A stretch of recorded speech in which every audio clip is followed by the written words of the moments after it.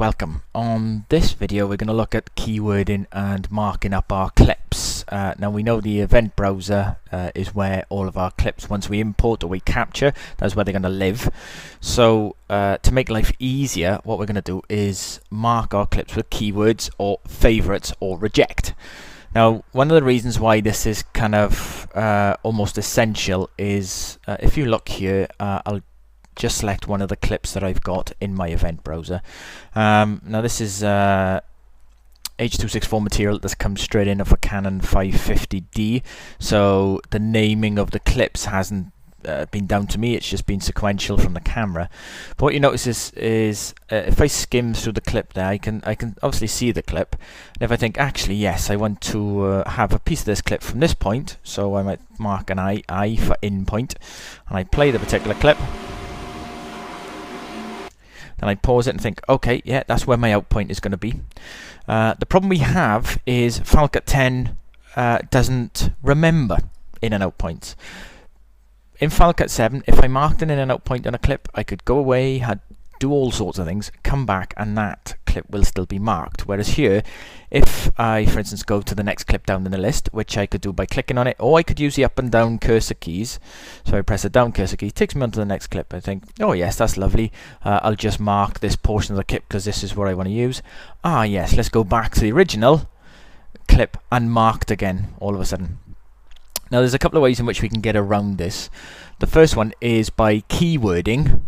And the second is by marking portions of the clip as favorites.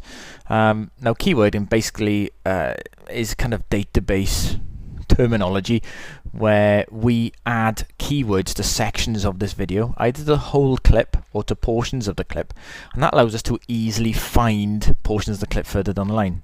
Now let me tell you what, let me kind of explain what I mean. Now here I have a wide shot of a lady who is looking like she's painting some pots.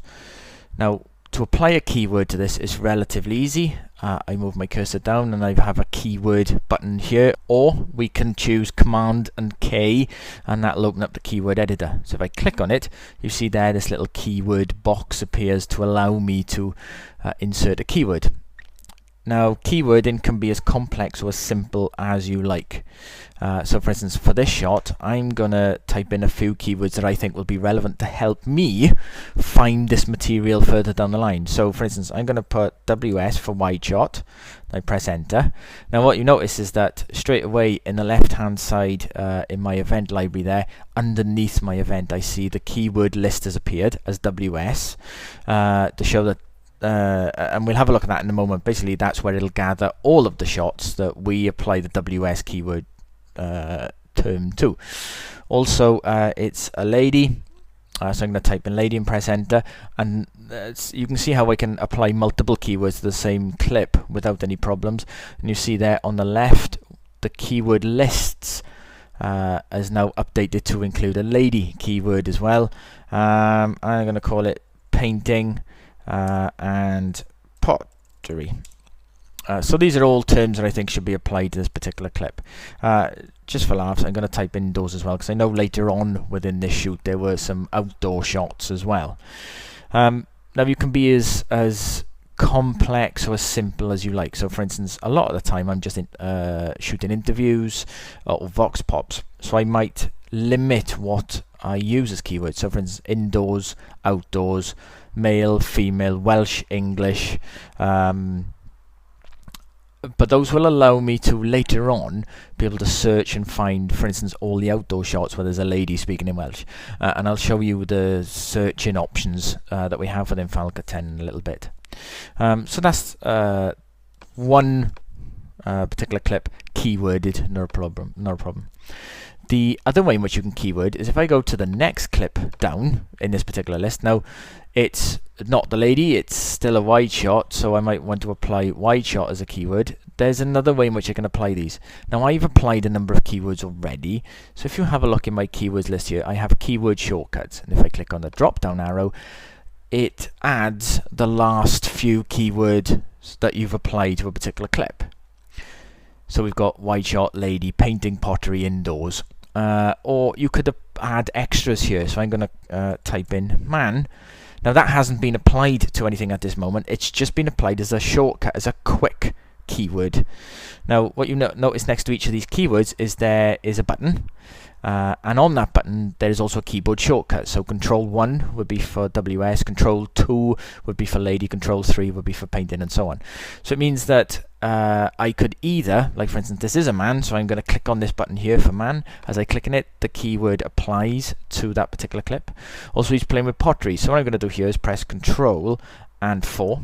That applies the pottery keyword. So it's a quick way of being able to apply multiple keywords to a clip at the same time. You can see there it's now applied the pottery keyword as well, and it's a wide shot. So another way in which I can apply a keyword is to take a clip and drop it onto a keyword collection.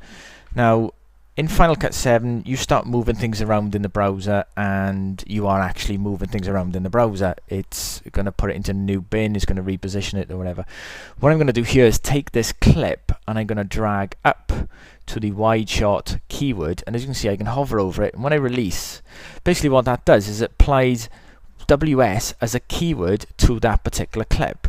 So if I have pre-built keywords, or I've already applied keywords to a number of clips previously, then it means without having to open up the keyword editor, I can quickly apply keywords to individual clips. And I can also select multiple clips at the same time and drop them onto the WS keyword group, for instance. Now just to show you, if we have a look at these keyword groups, if I select WS as a keyword group, you see that I have the two shots in there, the lady and the man. But for lady, for instance, you'll see I only have lady in there. So I'm not duplicating up in media, I'm not subclipping, I'm not adding extra content, I'm not filling my project up with lots and lots of different clips. I'm basically being smart about how I organize my material by using keywords. Now if at any point you want to see all of your material, you can click on the event itself, and that will show you all of the original clips. And what you notice is underneath the clip that you've applied a keyword to, if I click on the disclosure arrow, there the keywords will appear just underneath, comma between each keyword as well. So those are all the keywords that have been applied to this particular clip. One key thing to remember, and I stress this because I've been shot in the foot by this before, is what you may notice above your clips is that you have this menu, drop down menu here, that currently I've got set to all clips. Now if I click on it, you have options where I can hide rejected, no ratings or keywords, favorites or rejected. Now these are useful kind of filters, but sometimes what I do is when I've loaded all my material in, just to make sure that I keyword every single clip, although it's not essential, but I like to do that myself, I will choose no ratings or keywords, and that will show me the clips that have no ratings or keywords. Now picture the scenario, you've loaded all your stuff, you've added keywords to everything, you've set this filter, and then you've closed it down, you've gone away. You come back the next day forgetting what you've done, you open up your project and think, hold on, where's all my footage gone? So another example is if, for instance, I go to show rejected, then nothing shows up. All of my footage is still in there. Let me just close my keyword list here.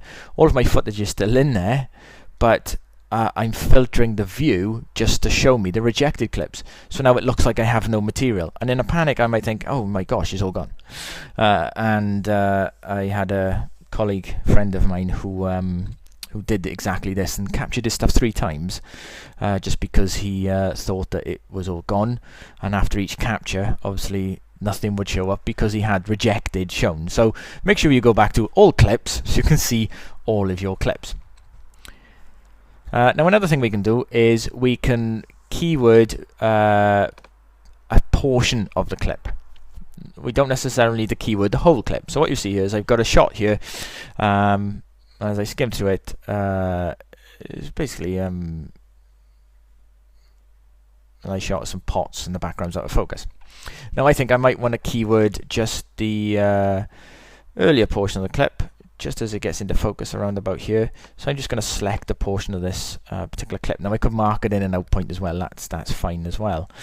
So what I'm going to do now is go down to my keyword editor, and I'm going to type in clean, as in clean shot. It could be anything you want, but when I press enter, you see how that keyword gets applied to a portion of the clip, and you can see that portion has a blue line through it, not through the whole clip, as was shown previously when we keyworded the whole clip.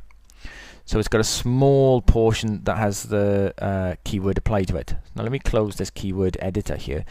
What you'll notice then is that now when I move to another shot and I come back to it, that blue line is still there. And if I want to select just that portion of the clip that has the blue line in it, underneath the clip you see my keyword appears, and if I click on it, it automatically highlights that section of the clip for me. So you know the problem we had earlier where you could mark an in and out point and move off the clip, come back, and that in and out point will be gone. Well, we can kind of eliminate that issue by using keywords to allow us to mark portions of the clip that we want to keep. So I've put clean on here, for instance, but it means that if I'm looking, for instance, if I have a shot that has 2 or 3 different parts of it, and I just let the camera roll and it's recording, so I've got an interview and I've got my GVs without pressing stop, it means I can keyword the interview, I can keyword the GVs, and I know that my list of keywords that appears down the left hand side will just have the interview and the GVs. So keyword is an incredibly powerful tool to allow us to speed up the editing process.